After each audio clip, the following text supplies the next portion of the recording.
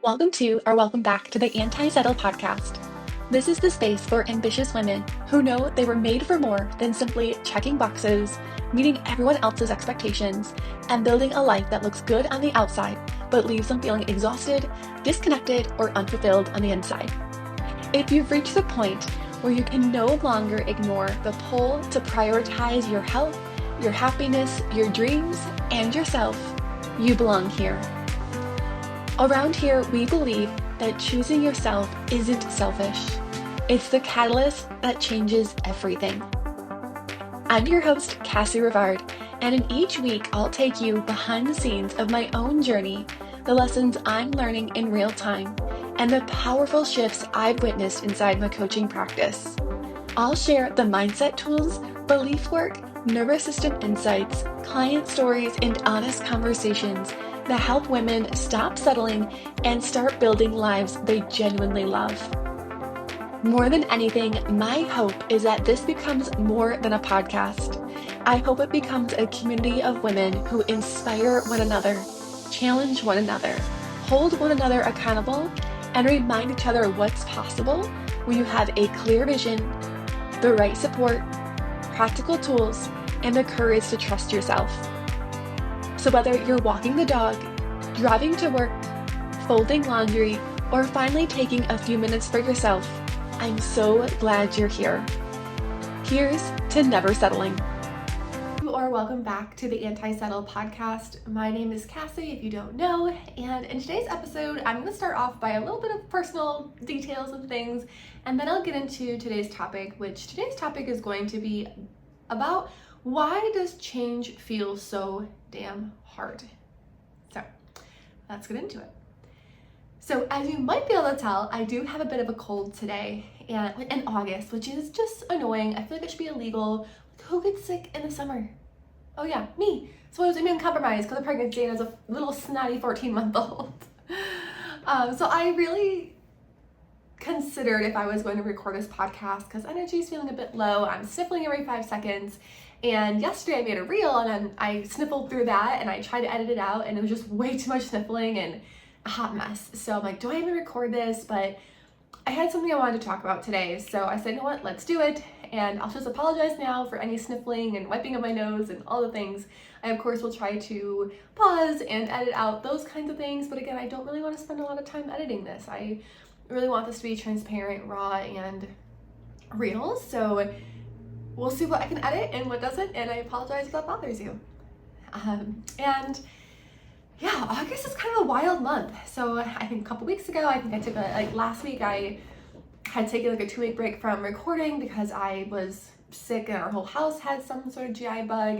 And then this week it's this cold and I'm like, dang, like this isn't how August is supposed to go. Like it's supposed to be busy and productive and there's that side of things. And then this month also feels wild because I can truly tell and feel that there is a lesson in August that I need to learn and it feels so hard to learn.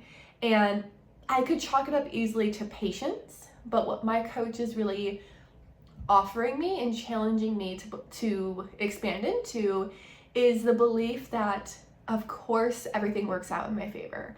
Of course everything is working out for my highest good. Of course good things happen to me. Of course what I want happened. And man, does that sound really great? But that has been a really difficult belief to expand into for me, an identity to expand into for me. And this month specifically, you know, I'm 20 weeks right now, so we had our anatomy scan, and which we expect everything to go well. Like there's nothing I'm anticipating that will come wrong with that scan, but you know, that you want to know, like you just want to know everything's good and happy and as it should be. And my first scan, I got it done, and before I even drove to the gym 20 minutes away, I had the results and the interpretation of the results, and we were all good. And each time they have told me, hey, it can take 5 to 7 business days, but because I got it so fast the first time, and now here I am, I got my scan on Monday, and I'm recording this on a Friday, and I still haven't gotten it. It's like, you know, it's a little painful. Like it's a little, I just want the results. Like I've been talking about it, you know, last pregnancy, we kept it on the DL for much longer, but I can see of course, Cassie, your skin comes back perfectly fine. Of course. And trying to expand into that with like the massive uncertainty of something like an anatomy scan is quite challenging for me specifically. And I think there's a tinge of that because with my first pregnancy, I was so new, and so like I was just like, I don't know, it's just such a different experience. And with this pregnancy, this was not planned. Neither of them were planned. This was definitely not planned. I have felt really rough this pregnancy for the overall, or this had rough pockets, I should say. I shouldn't say rough overall, but like it's definitely much more difficult than my first pregnancy. And I'm kind of like, like whatever happens, happens. But recently I was like, heck no, I'm halfway. Like I don't want anything to happen where I have to choose something that makes this end or stop and have to do it all over again at some point. Like I want this to be like, I want it to be done. I don't want to do this again, at least for a really long time, if not. And so now that I have that actual like true desire there, it feels like the stakes are higher of this scan coming back how I want it to, or good, and really challenging me to believe, of course it comes back fine. You have no other reason to think otherwise. And of course, good things happen to you, Cassie. Good things are happening in your life all of the time, which is so true, so true. And then on top of that, my current nanny is going back to college, which is 4 hours away. So of course she can't nanny for us anymore, which is really, really sad because we love her and she's amazing and does an incredible job. And we have about a month between her and when our au pair comes. And at first we're like, do we just use a daycare? Do we just finagle childcare? Do we use some co-working places?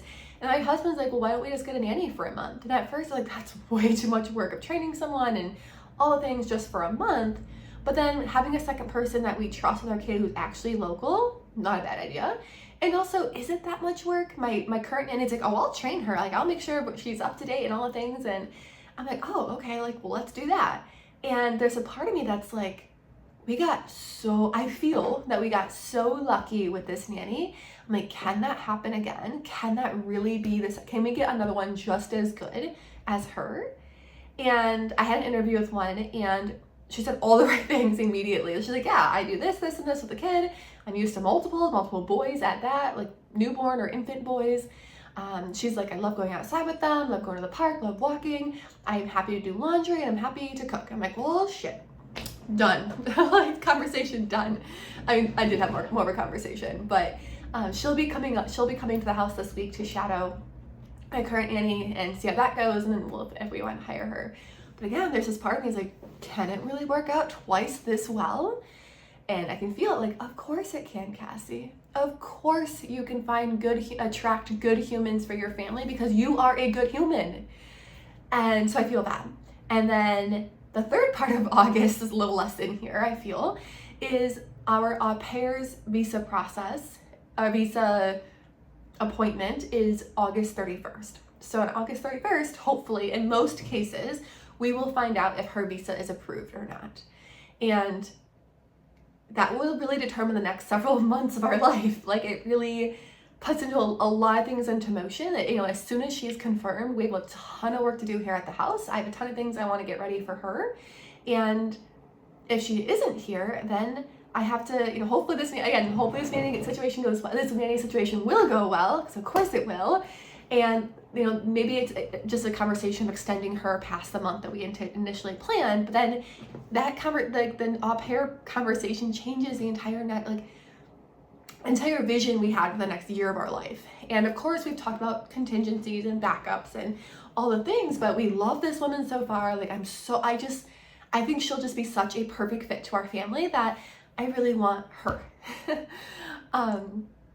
And I've had friends who did this process, loved their person, it didn't go through, they got someone else they love even more, so I know it's possible. And my coach is really pushing me to believe, like, if something doesn't work out as I anticipated, it's because something better is in the works. Something better for my higher good is in the works. And I just have to trust. And I have evidence of that. Like, I have this vivid memory.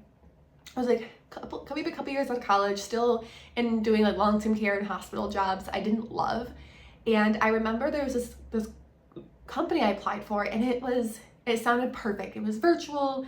At the time I was leading diabetes prevention programs from the CDC through a local hospital, and I loved that program. Like, I interned during my college years at this program, and I just loved running it. And I had one of my programs, I had like 26 people who were coming live, like in person. This was before COVID. 26 people who consistently came live and did so we were at week 12 or 13 before COVID happened and we had to cancel. To get 26 people to come consistently in person to a diabetes prevention support group really was wow, like it was so fun. I loved doing it. I still have close clients from the first one I did. Like, I just love that program. And then this job opportunity I had was essentially doing that program, but virtual. And again, virtual things didn't exist at this time, because it was right before COVID. And I remember being so geeked for this job and going through, like, I think it was like 3 interview processes. I had to create a video and introducing myself as a coach. Like, it was all great, and I wanted it so bad. And then I remember just before I was giving a presentation at the gym I worked at, I got the email saying I didn't get the job. And I remember crying and being so hurt, but then I'm like, I have to give this presentation in literally 2 minutes. So I sucked it up, gave a presentation, and cried all the way home. And I remember just being so hurt about it. Little did I know that I have to be very careful how I say this next sentence for legal reasons. Little did I know there was an opportunity that I had no awareness of at that point in time. An opportunity that would pay me way more, give me way more flexibility. I could essentially create a very similar structure and program. Like, I actually got to create the curriculum. I got to lead the classes just like I did for this other program I wanted, but I was the program director, so I got to call the shots. I got to create all the systems. I got to onboard people and create the relationships and work on selling and work on creating websites. And I got all of this incredible experience in this startup that I had no idea was working its way towards me. And I made way more money. Like, I don't know if I at the time knew how much that other position made, or maybe I did and I was okay with it. But even as soon as within the last 6 months to a year, I remember seeing the same job on Indeed and seeing the pay rate and thinking, oh my God, I dodged a bullet, because that pay rate could not have changed much from when I was applying back then. And if it did, holy crap. Like, I was making, at the opportunity that came at me, when all was said and done, but for starters, I was making $15 more an hour than that other opportunity. When all was said and done, I was making $20 to $25 more an hour, and I had complete flexibility, like tons of control, tons of respect. I was high up in the company, like, and the opportunity of that led me into mindset work and what I do now. So I can look back at all of that now in this perspective and say, like, it didn't work out, but more and better was coming for me. And in this whole August situation, I am trying so hard to remember that lesson and say, of course, if this doesn't work out, more and better is coming your direction, or, better things are coming in your direction for your highest good, for where you want to go in life, where you want to be. So I say all of that because, yes, I'm a mindset coach, life coach. I really don't know how exactly to say if I'm a mindset, life coach, what have you. But the work that I do, I think it's very easy to look at someone and say, oh, they have it all figured out, or they don't struggle with any of this stuff anymore. And I don't think that's true. And I always want to be very transparent that is not the case for me. I believe that a lot of this work is a lot like onions. I'm just peeling off layers. I've peeled off maybe a couple more layers than maybe where you are now. And then I look at my coach and she feels like she's like 50 layers deep more than me.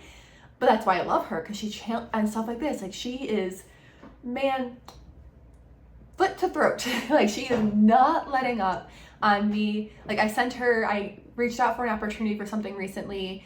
Opportunity first ghosted me.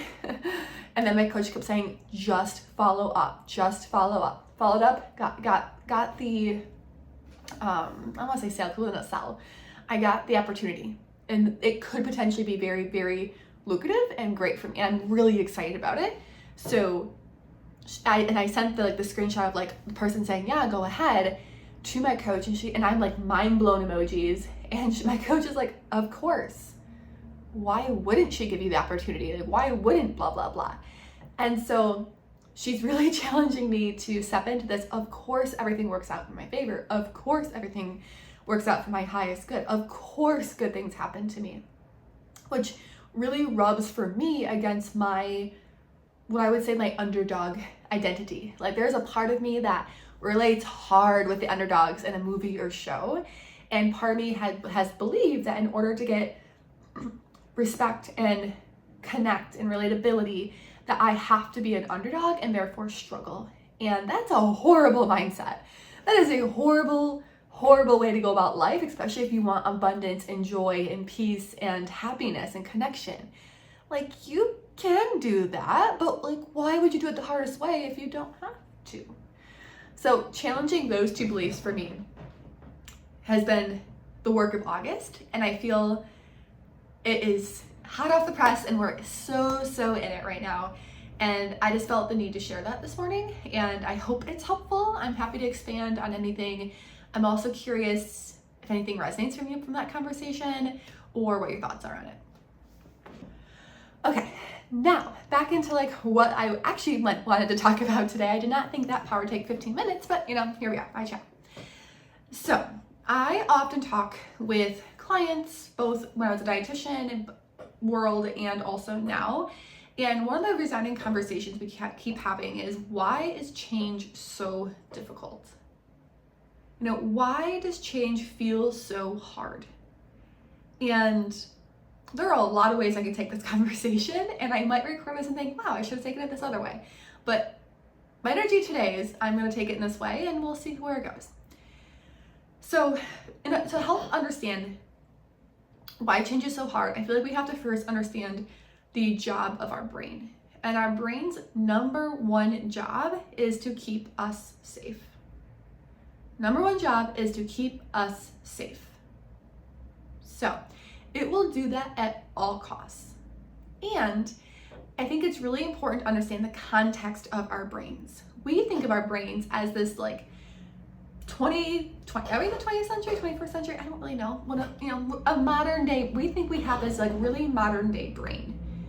But really, we have a very primal brain, meaning these brains of ours really were created for a life of hunters, gatherers, fighting lions, picking berries, wearing, little not grass skirts, but, barely wearing any clothes, really hunter-gatherer lifestyle, very prehistoric, if you will.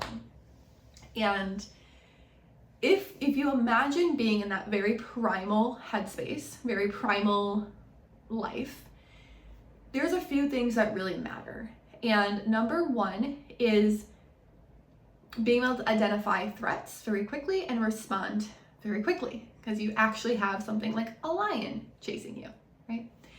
You actually have to find and forage food. You have to, there are a lot of things you actually really have to do. And back in those days, your brain is constantly looking for threats. It's constantly scanning, is there a lion? Is there a bear? Is there this? Is there that? And it's constantly doing that. And it's also wanting to become more efficient. Our brains love efficiency.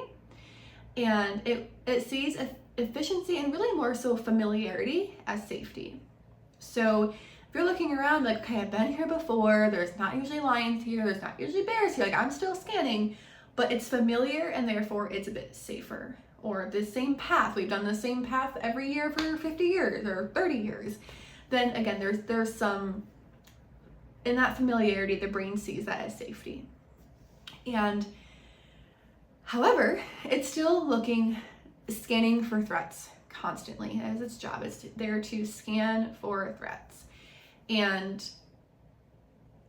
if we ever dive off of that familiarity path, the brain doesn't like it, because it's wait a minute, you could die. I don't know what's down that path. We haven't been there many times. We don't know what it's like.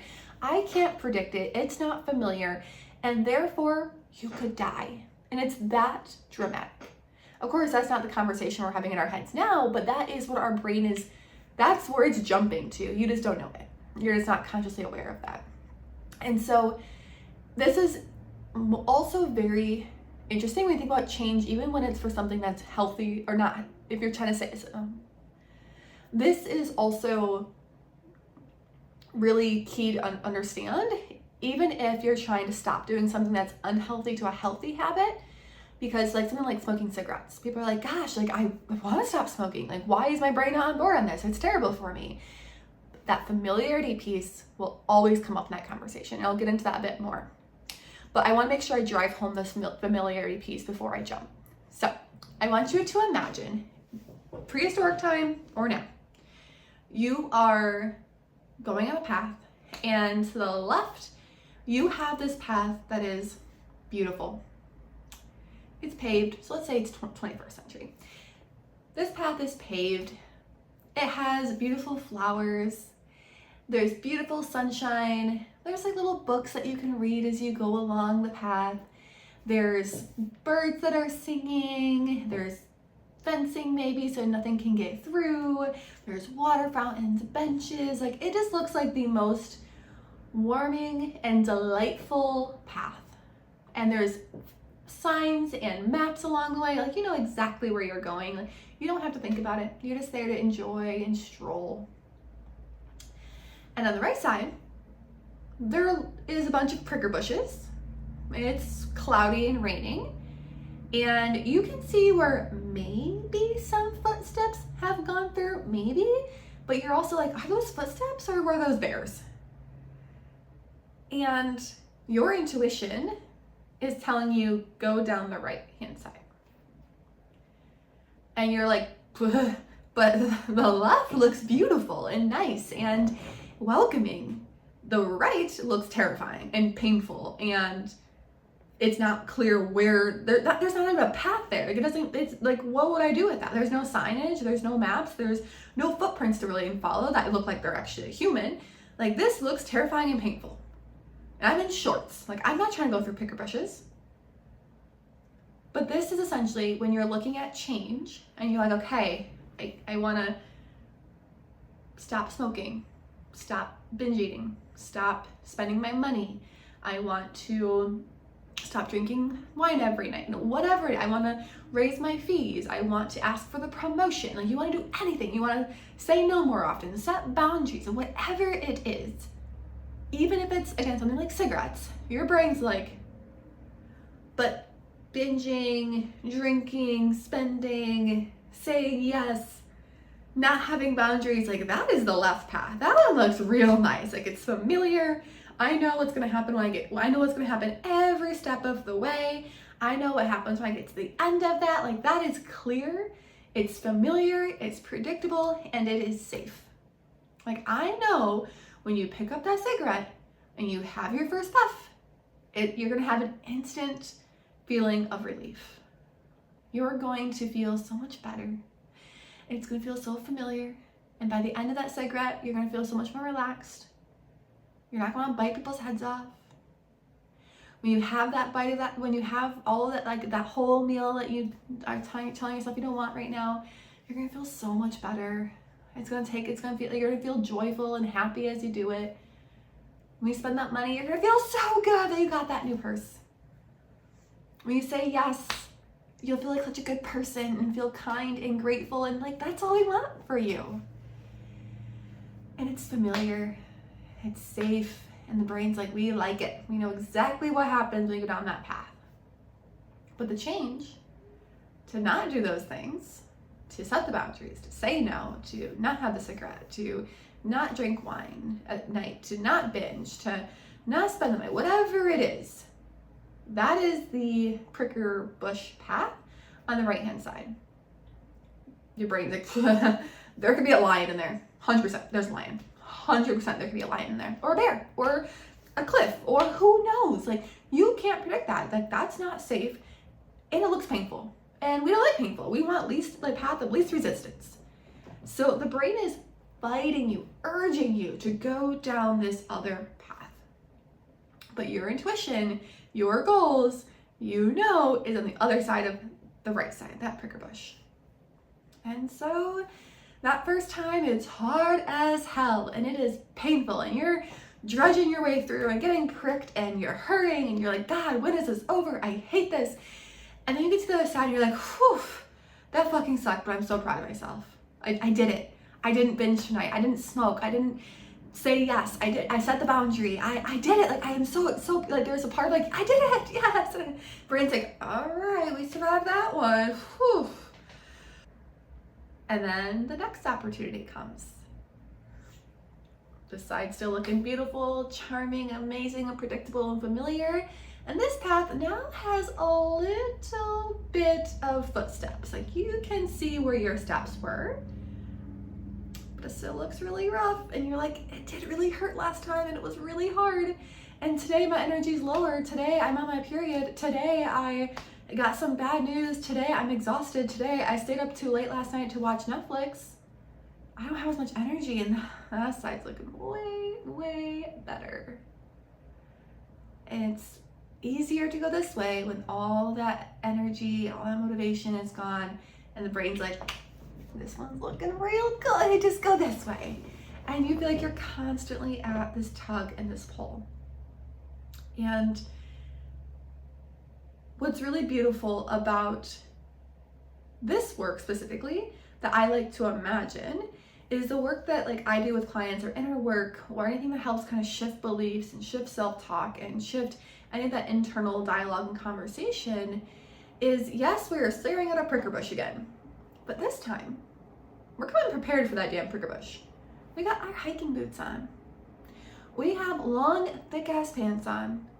We bought some cleavers. Like, we're chopping shit as we're going. Like, we are cutting shit down so that the next time you look at this, it looks a hell of a lot easier. So essentially, we are coming to that pricker bush, that trail, resourced. Nervous system tools, beliefs, mantras. We are shifting identities, shifting beliefs, so that, yes, it still looks difficult. Yes, the brain is still saying that looks unfamiliar. Go down the familiar path. Go down the easier path. Go down what doesn't hurt as much. But we have these tools, and you can start to think like, okay, I know it's gonna be really hard. I'm resourced. I have all these things on me. I can do this. And it becomes progressively a little bit easier. And each time you get down that path, just like any other path, each time you go down it, you're quite literally cutting your way through. You're having footsteps. You're creating that trail. And if we can run that pattern enough times, it becomes the familiar path. It becomes a part of the brain's like, all right, I guess we know what happens when you're on that path. And before we know it, it's paved and it's smooth and the prickers are gone. Maybe we've planted some flowers along the way. Maybe the weather has changed and it's now sunny. But it takes reps to get there. Now, I don't think it has to take necessarily time and reps. I think it can happen quickly. So for example, let's say that the resources you brought with you this time, you have a steamroller, you have all the best seeds and all the best soil, you are playing with the weather, because I think that's a thing nowadays. Like, you came so heavily resourced, and you're like, this is not an option. I'm committed to only this option. If my brain tries to go here, I'm directing it right back here. And I'm gonna keep directing it right back here and right back here. I am ready to steamroll and create this path as the familiar one. And we can do that sort of resourcing through this really deep inner work. I think there still is some difficulty and some challenge in there that I'll talk about, but reps can help make it happen. Time can help it. But also the conviction and the resourcing that we approach that path with can make all of the difference. And so being careful to believe that it has to take time, it has to be hard. It does not have to be. We can come resourced, so we look at this path and we can make it completely different the next time we get there. However, all that to be said, it can still feel challenging just because of how the primal part of our brain is. Okay, and so I think really noticing just how that primal piece of our brain makes change feel really difficult just from the get-go. And that's not because it's a you problem. It's not because you're weak. It's not because you're lazy. It's not because you're unmotivated. It's not because you can't stick to anything. It's not because you're a failure. It's none of that. You, like, coming into this world, your brain was already created this way. This is just how humans work. Our brains have not caught up. And so if you can take the judgment off of yourself of why this feels so difficult, if you can realize like this is just part of being a human and it means nothing about you, how much bandwidth, might, and energy and internal conversation can you now have to focus on solutions, to focus on, okay, what resources would I need to be able to go down that path? So let's say I'm talking about, I want to say no more often. I don't want to be people pleasing anymore. What tools would I need to make that easier for me? What do I need to believe about myself? What identity do I need to take on to believe to be able to go down that path? What beliefs am I carrying that if I say no, that it mean, what does it mean? What do I believe it means about me? So if we're to put that into much more a real context, maybe the conversation is, well, I need to believe that saying yes still makes me a good person. Sorry, saying no. I need to believe that saying no, that I'm still a good person. I need to believe that I can be the gracious and kind and caring and giving individual I believe that I am while still saying no. I need to believe that. That's the identity I need. And then we can ask, okay, well, what beliefs do we have around that?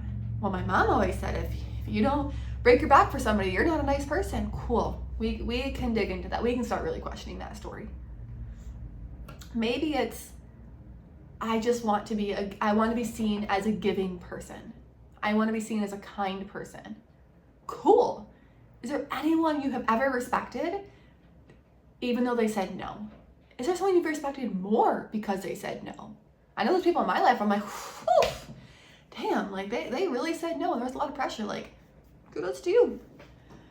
You know, we can start to understand like when you have this, like, I want to stand and be committed to this belief and this identity, we can start to understand what other voices pop up, what other stories pop up that make us think that's not possible for us, or that it goes against what we believe or our values in some way. And we can start to question that.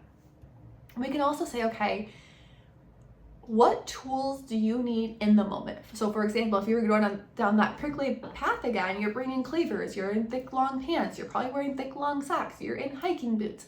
You know, what armor, if you will, do you need going into these conversations? Maybe it's a nervous system tool that when you start to speak too fast, or your heart rate's pounding, or you're getting like breathless, or you're starting to shake, you know, what nervous system tools can you practice before and during so that you can get through that conversation? And what nervous system tools do you need at the end of it? Like the first time you probably needed some band-aids after that prickle bush. You probably needed some ointment to go on, and probably needed some alcohol or peroxide to go. Like you needed things after. You know, what is that in real life for you? Like how can we support you before it, during it, and after? You know, what are those very real tools? And then we practice those tools. Okay, these cleavers work great. These pants sucked. These socks were great. These shoes hurt. And we can keep trialing different tools until we find that, yep, this is your going to prickle bush tools, or this is your, when you are going to say no, these are the tools you use because we have conviction in them. They feel good to you. You like them and they help you. Okay, but what identity do I need? You know, if I'm asking them, what beliefs do you have? You know, if saying no makes you feel like you're a horrible person, we gotta talk about that. We gotta shift that, or at least makes you aware of it, and then you have the option if you want to shift it. Okay, so that all said, doing that work, asking those really hard questions: what identity do I need to be committed to? What am I making it mean if I'm not doing this thing? What resources and tools do I need? All of those questions take energy. They take a lot of energy and space, and I won't say creativity, but it takes like the space to be able to access what's really going on. Because your brain will give you tons of off the cuff answers, but in my experience, we gotta go probably about 13 layers more down before we get what's really happening here. And so it takes some usually support. It's hard to have those conversations, especially if you're not trained in in how to like question and get to these answers. I mean, you can do it. I don't think everyone has to have a coach, but I think it's a lot easier when you have someone's outside perspective saying, I think there's more to that. Or I actually see it this way, and I'm curious how you don't. Not because I'm trying to judge you, not because I'm against you, but this is how I see the world because of my world experience and what I've come to know and see and learn. This is my perspective. So but yours is maybe starkly in contrast to that. How are you getting to that conclusion? And then you figure that out, like, oh, do you believe that? Now that you say that out loud, and we decide to poke holes in it. Kind of like a lawyer or an attorney in court. Someone says something and we're starting to poke holes in it and find the flaws in it. Because there usually is a flawed point in there. For me, for that underdog story, believing that being an underdog was the only way to be successful, the only way to have connection, the only way to feel proud of myself. Turns out there's a whole other level of different ways you can get there. You don't have to be the underdog. And to be honest, Cassie, I'm not an underdog. I'm incredibly blessed in life.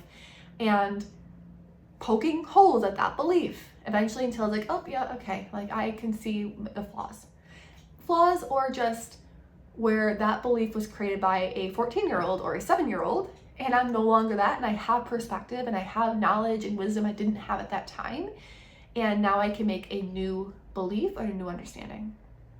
So, but I will say all of that work takes energy, because like once you have that identity and that belief, there is a time between like when you're seeing the evidence of that belief come to fruition and still wanting to hold on to that old belief. Kind of like me in this August situation. I'm aware of my old belief.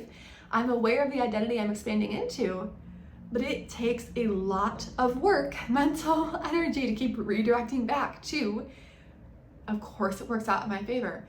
Of course things happen for me for the better good. There's a gap there, and holding, as my coach says, holding the tension between those two takes work. It feels exhausting sometimes. And I've also come to realize lately how sometimes that feels like it's inauthentic, and or it feels almost like the imposter syndrome starts to come up.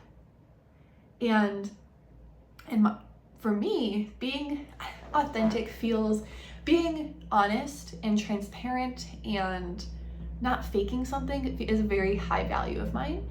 And so for me with this, of course, like I've ran the path of underdog and have to struggle and things have to be hard for me for years.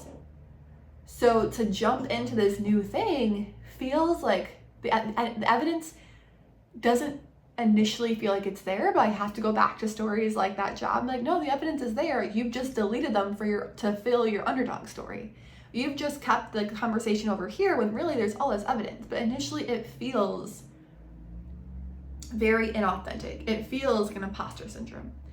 And so in that situation, we have one of really two options. One is we notice that and say, yes, but I'm expanding into this and I'm in that gap where I'm collecting the evidence. I'm asking my brain, hey, brain, help me find evidence of this. And it will.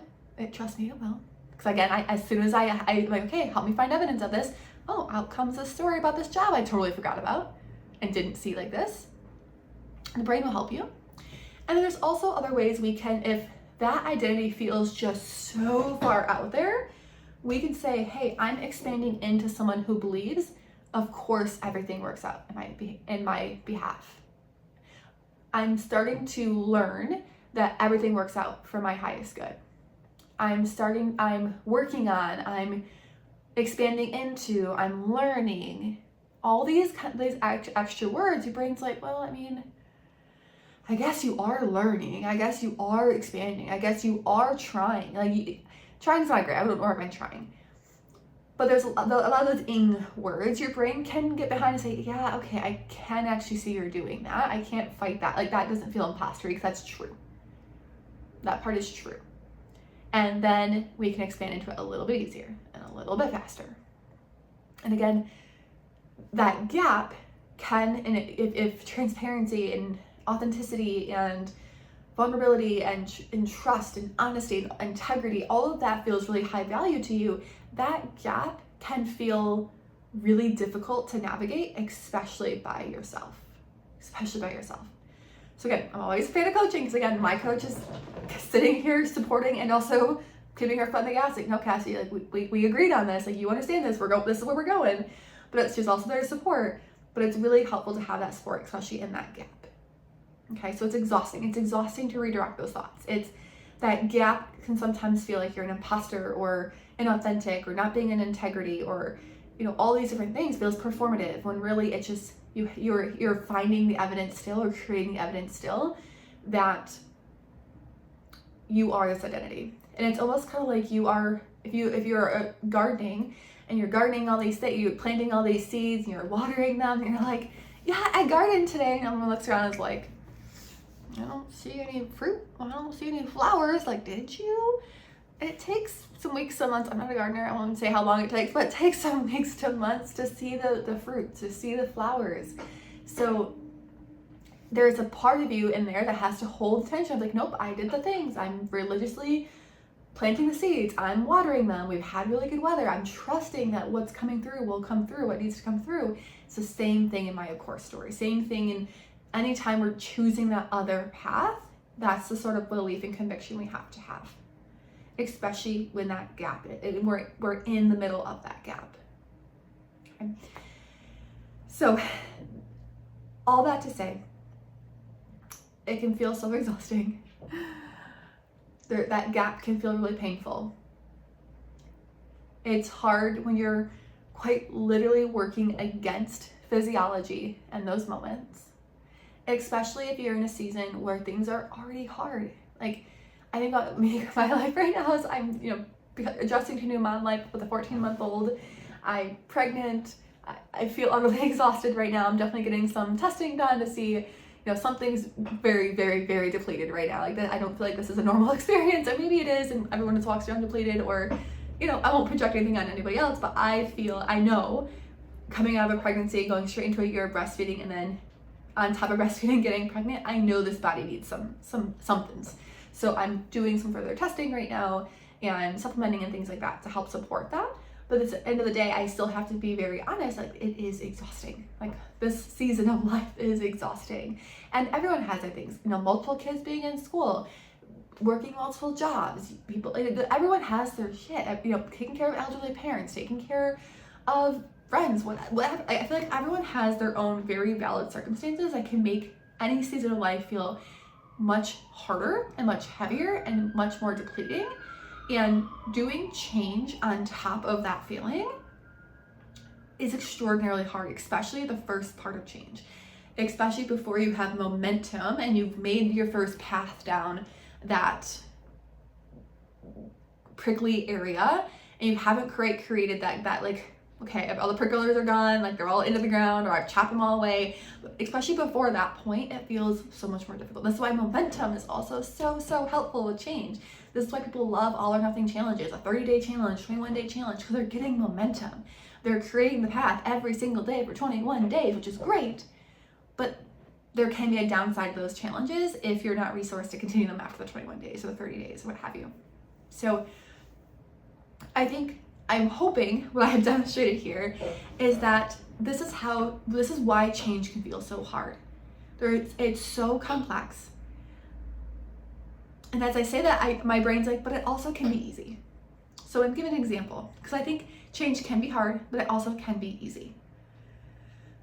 I remember coming out as a dietitian, and when I was at that startup I mentioned earlier, we were trying to bring in other dietitians to work for this startup, and this woman, I looked at her pay, my boss was like, hey, this is a girl we're going to interview, whatever. I should say woman. She was much older than me. She's a woman. And I was like, great. I'm like looking at her business and I'm like, oh my gosh, she charges $1,500 for this many sessions and blah, blah, blah. I had all these stories about what she was charging, how much money, all these things. Huge money stories. And then I get introduced into like the high ticket business coaching world, and a woman I now work for the next, I think, 10 days, she introduced the concept of, if you can charge low prices, but if you're charging low prices, then you have to work more hours. And when you're working more hours, you have less time and bandwidth, point blank. However, if you charge a higher price, you can work less hours, make more money, and now you have bandwidth and resources to actually help those who you want to help. Those who need more accessibility, those who can't afford things.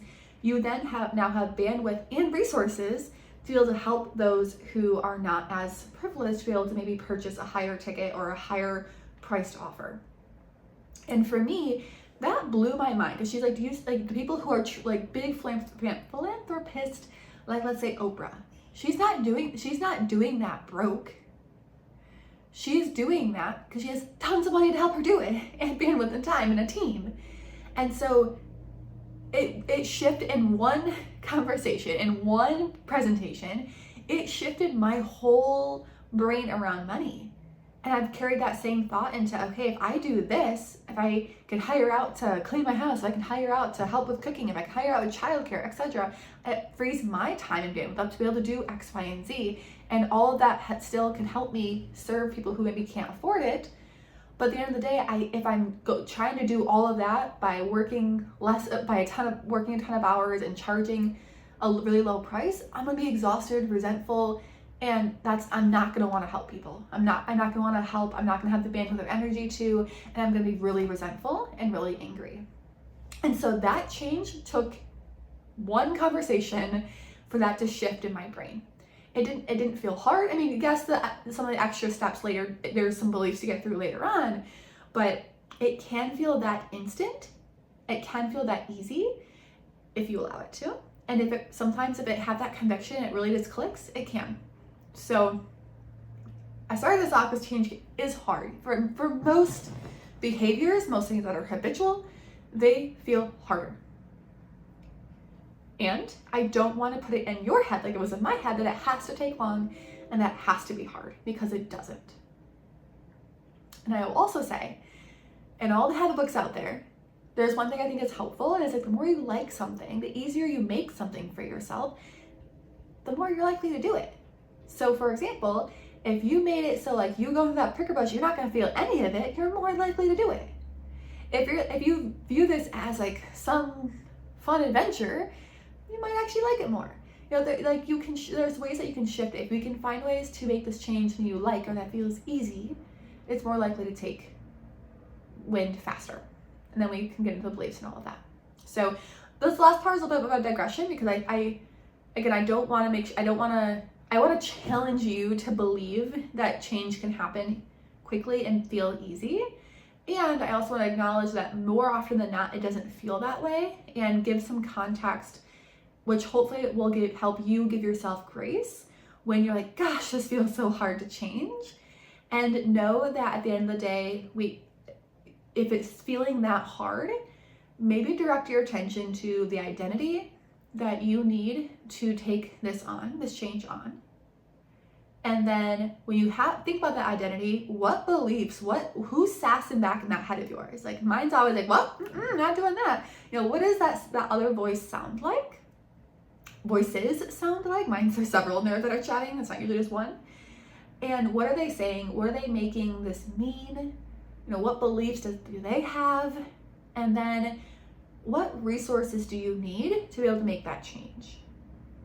And you can get pretty far with just those steps. And I think it's really hard at times to see the flaws or be able to poke the holes, as I mentioned, with your perspective and your experience, because you're the one that created it. So it's helpful to have a coach. It's helpful to have a mentor to help you work through that, to help you see what you're not seeing, to help you see the blind spot.